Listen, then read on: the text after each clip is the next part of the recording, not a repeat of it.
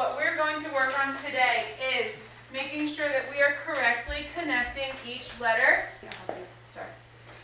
Choose backwards. There you go. All the way up. Yes. The great thing about cursive is everyone kind of has their own little spin to it. Like they know how to form the letters, but as you get older, you kind of develop your own flow to your cursive writing, and it's yours. We always teach the students that their hands will help them read.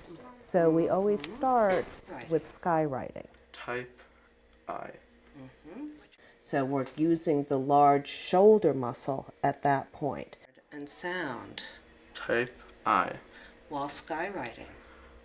Type I.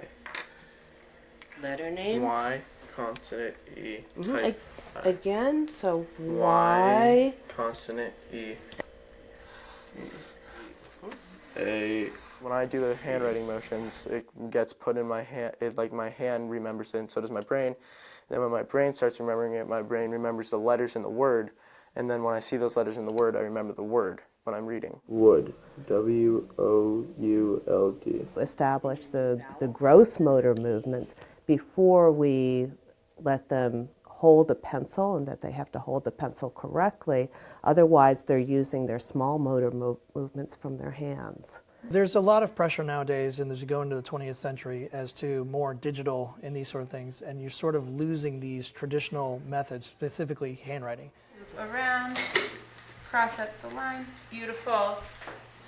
The way the brain works, especially with note-taking, is that the fact that you're seeing it and you're listening to a lecture and you're writing it down helps you to remember it. I mean, even now when I prepare for a lecture, I read through a book and I make an outline, a handwritten outline, and then I go back and type it. Because that helps me remember, and so when I look at the notes, I can recall it. So it's a lot of memory issues that are involved in it.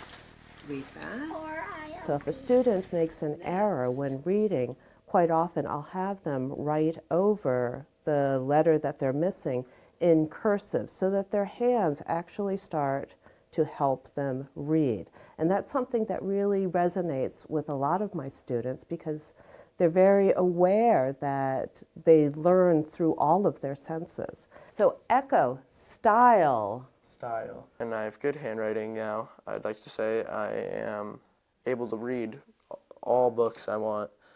It's really absurd to think that I can choose what book I want to read without having to think about if it's too hard for me to read now.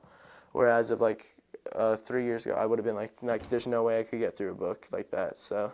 Let's open to page 125 and give me a thumbs up when you're there. I think cursive writing is so important in history and purposes of history. The fact that, historical documents were all written in cursive, and if they want to, go to museums and see these documents, they're going to need to know cursive writing and formation to be able to read them. And just for more basic skills like writing checks and, letters and stuff like that, I think it's super important for them to know. And right. So just say why here.